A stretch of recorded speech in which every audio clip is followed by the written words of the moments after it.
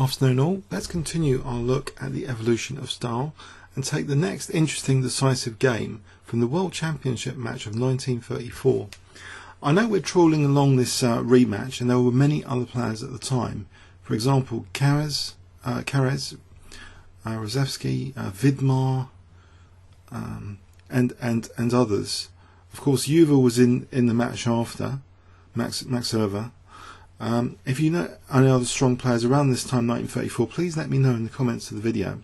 And what we'll try and do, after covering the important decisive games of this match, maybe we should take each of those players at around this time and give them credit with one or two games and their potential impact on chess style. The World Championship matches, though, were given huge attention by the media. There was also, by the way, the Olympiads to consider. They had been running a few years till 1934 already, and Kaz had been doing well in the Olympiads around this time. So I think that is one player definitely. Before going on to the Juve match, to look at a few games of Kaz, which there is already a video on the channel about how he's beaten like about 9 of the world champions. It was called the Crown Prince of chess, and he was already a strong candidate really. If he got to play Alekhine, it might have been a different story in a match, even around this time. Okay, so in this game anyway, Alekhine was playing white. He played e4. After e5, we get the Roy Lopez, which is a favourite of many World Championship matches. After a6, bishop a4, and now knight f6, and now a slightly unusual move, perhaps not overly critical, is played here. Bishop takes c6, and there is some explanation given by Alexander in his best games of chess. He said apparently he chose in this game the exchange variation because although playing with the white pieces, he did not cherish any particular ambitions. As a consequence of the match arrangements, he had to spend the whole of the previous night travelling by car from Munich to Beirut, and he hardly felt fit for intensive mental work. Now, that's actually, to me, this is quite an interesting thing to associate opening choices with how you feel, how much energy you've got. And to be honest, I don't automatically link the exchange variation of the Roy Lopez with not having to do that much work. This manoeuvre, of course, we've seen in the recent World Championship match against the Sicilian. Bishop b5 taking c6 and a slightly different opening completely. But the idea of taking on c6, it does often lead to less tactically complex games and more about the double pawns and how they're going to sort of liberate or not. So what happens here with the double pawns? Okay, and the bishop pair of black, of course, that black gets. So knight c3 is now protecting e4, so e5 is also under fire now. It's protected rather awkwardly. Now d3 and now c5. Okay. Now h3 prevents the bishop g4 pin. And okay, you might think, well, couldn't it have been played here? Bishop g4. Possibly. There might be some other ideas behind it as well. Let's not dwell on that too much. Bishop e6 was played, and white's not bothered about black dissolving the pawns here. He just plays bishop e3, or maybe if c4 happens, he doesn't want to dissolve black's pawns. He just plays d4 now actually because his knight's supporting e4. h6 is played. Now we see a4, a bit of restriction of black's counterplay on the queen side. That b5 discouraged now. Now black does do something with his c5 pawn. He plays c4. Okay. Now our understanding of the bishop pair and double pawns is obviously it's much more dynamic nowadays. I mean, a lot of players might consider this as a kind of reverse Maroczy bind and leave the pawn on c5 to bind d4. After all, if white's not playing d4, then black centre is more stable, and can this bishop just be left seemingly a bit okay behind the pawns for the moment? But with c4, okay, we get d4, and we've still got double pawns for black. So what was black's idea here? After ed, bishop takes d4. Black now plays the sharp looking move bishop b4, so immediately threatening, well, knight takes e4 maybe, but white castles. Now c6 is played, so black is not castling routinely. He plays c6, and he's getting in a little bit of trouble now, because after e5 this pawn is supporting d6 and f6 potentially, and in fact knight e4 it's immediately supporting more evidently d6. If this bishop wasn't covering d6, that'd be quite nasty. And now moving a piece again, knight f4 is played. If this knight wasn't here, there'd be a bit of a cheapo, by the way. Takes, there'll be knight e2 check, but the knight's there at the moment. And white can also now just immediately get into the d6 square, bishop c5, which looks a little bit embarrassing. It's just easily weakening black's dark square complex.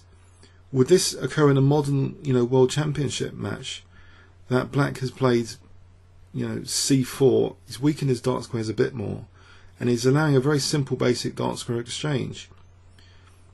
Well, actually, we sometimes get to see this sort of thing with there was a decisive game which was similar, seemingly basic dark square bishop exchange and exploitation on dark squares. Nothing changes in chess. It's a basic key thing about chess, dark square strategy. It seems white has an advantage here. After the queen's come off, this knight on c5 is looking painful. b7 an immediate target, it moves. And the knight now hops into the d6 square potentially. Knight b7 hitting the rook, goes into d6, and it looks pretty nasty. And even more so after knight d4, threatening the poor c6 pawn. So black, had this kind of reverse Maroczy bind, and now is just under fire. And after bishop d5, okay, he's protecting c6, but this knight is now evicted, sacking a pawn with g3, a nice pawn sack. After knight takes h3, what is the point of this? It drives the knight back to g5, where another tempo gain is made, f4. Okay, but the knight has either got e6 or e4. It goes to e4, and now this other knight comes in. This first knight comes into f5, check. Picks up a pawn, so restores to balance. The knights prepared to protect each other, and structural damage has emerged from that. There isn't a major counter-attack on g3 here if the knight can be easily protected.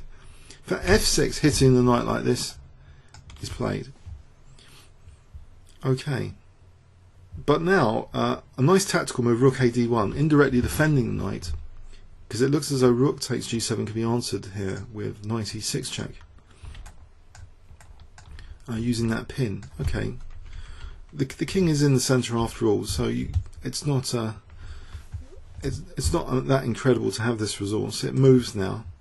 Now the other knight does protect the distant knight on g7. So it looks a bit odd, this game, with a knight on g7 and behind that the g3 pawn.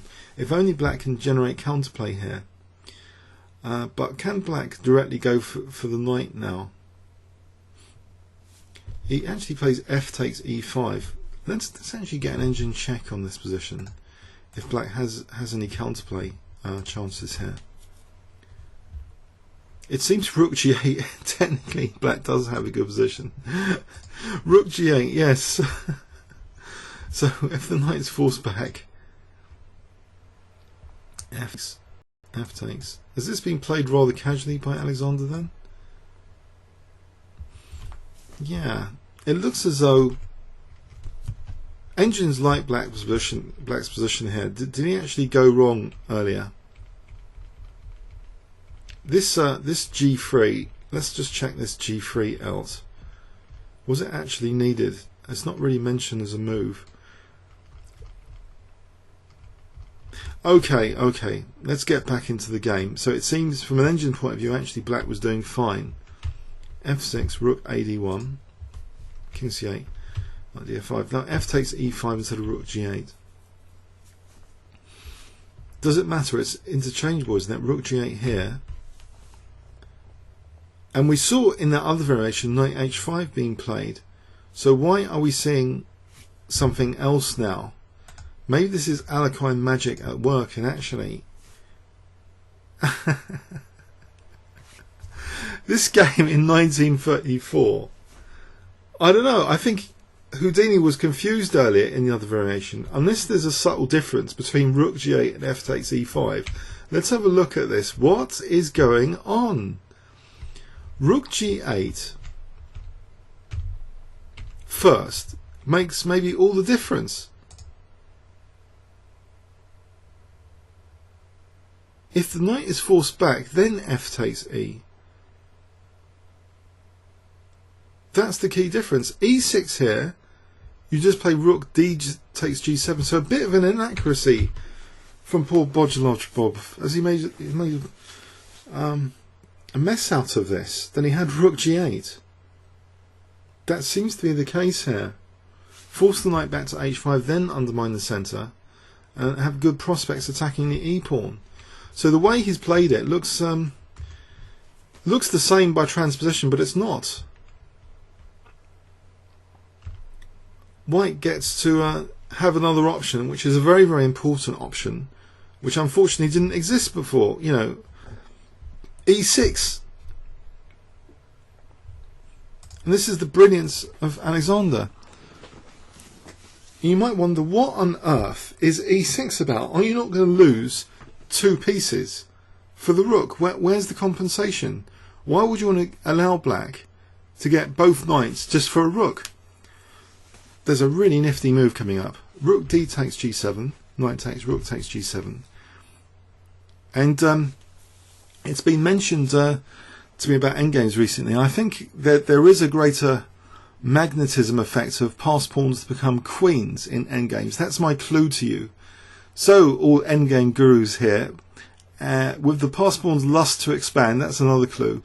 What fantastic combinatory move would you play here if I give you 10 seconds starting from now? Or you might want to pause the video. So 10 seconds starting from now.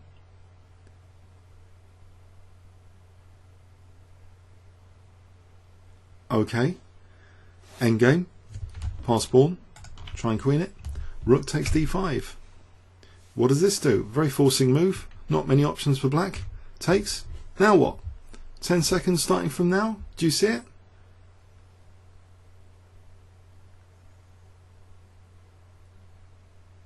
Amazing stuff. Check. King can't go to d7 now. Check.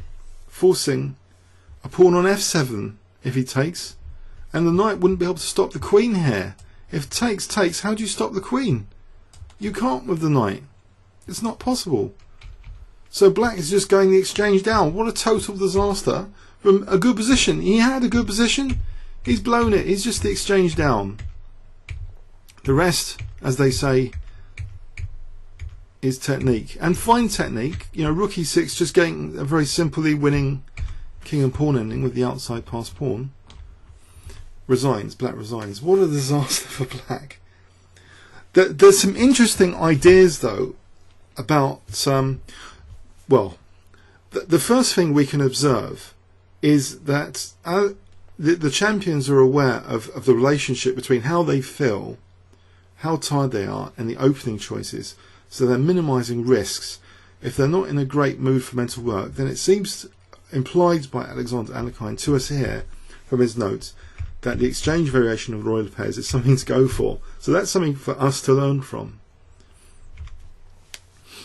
And you might wonder, well, how does that impact chess style? Well, the fact that these games are so heavily publicised, it would have influenced the style of other people to maybe use this variation of the royal pairs at that time, maybe, to show it's quite dangerous. So knight c3, the e-pawn is defended, d3, c5. So after h3, bishop e6, no effort is made to put the brakes on black playing c4. c4 does actually activate the d6 bishop. Actually, from an engine point of view, is it worth playing b3? b3 is actually implied here to try and restrict these double pawns. So, you know, maybe Bogo does have a keen sense of dynamism, and you know, he's playing to liberate his bishops, and it's an invitation which is accepted here. After first playing h6 though, first playing h6, not playing c4 here immediately. Now, is that actually, another major subtlety here? h6 would seem to be avoiding the bishop g5 or knight g5. If he plays c4 immediately, let's just technically work out the ramification of this. If c4 was immediately played, then d4, ed, bishop d4 seems an advantage for white. Why does h6 make all the difference first? I'm not entirely sure. He waited for a4 basically. Maybe that's the significance, because a4 kind of weakens b3, and if you're going to do this, or this pawn's going to move, maybe it's something to do with being further encouraged by the fact a4's being played. That c4's a viable move. Okay. c4 was tempting, whatever. It was tempting here. Took, and he played bishop b4. So that's another point. By waiting for a4, that bishop can go here without being kicked. So there's more tactical justification. The bishop was a prisoner on d6 before, behind these two pawns, which provided that Moxie bind on d4, but he's making use of it. So, and basically that e pawn could have been a losing liability pretty soon. And he doesn't want horrendous double pawns by moving this bishop and allowing bishop to take c3. So this looks like, actually, it seems as though black, trying to be objective, was playing a provocative game and was hoping for some weaknesses to exploit. And he did liberate his bishops. And this bishop might even in the future go back if this d6 issue was resolved. But this forceful exchange does actually weaken white also, as well as black, on the dark squares. It's a two-sided picture we want, really. It's not just weakening black on the dark squares. This pawn is potentially a vulnerability. And you've got the undermining move f6 at any point. So this knight on d6 maybe isn't such a huge deal if the tactical frats white's generating can be parried. Bishop d5 was not only defending, it was also attacking white's king. And with g2 under fire, actually this pawn sack, what else is there? Is white really going to play a move like f3 to defend here? g2. He played g3. Let's see. Is black already better here? Apparently there's a nifty move here. King h2. f3 is f6. He doesn't want to do a passive move like that. f6, and it's undermining the d6 knight. But there's other moves more dynamic. King h2, just let the pawn go and use the g file maybe. Here rook takes g7, bit of dynamic play for white. Okay, so he played in a dynamic kind of fashion anyway, but it seems, this is almost a reckless thing. I think maybe Alexander really, he was taking risks with this stuff. After f6, he plays the tactical move to defend the knight for the knight e6. Now the knight's attacked again, he defends it, and he relies on this inaccuracy. If the inaccuracy wasn't played, we'd really have a weak pawn on e5. I'm just trying to be objective about this. So he's played this game with slight incaution. Unfortunately, this shows Alexander's brilliance, though, this continuation. There's a subtle difference here, where the knight doesn't have to go back here, because this fantastic resources available for e6. The pawn from e5 is now an absolute menace for queening, it seems, it transpires. After this check, after this rook takes d5, this check and rook f7, the pawn has become a menace, picking up the exchange.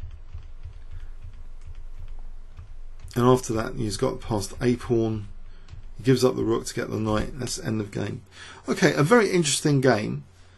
From a few angles, for how that would maybe instruct or educate enthusiasts worldwide, especially the decisive World Championship games, I think will be given even greater influence and impact on the style of play of of people worldwide. Comments or questions on YouTube? Thanks very much.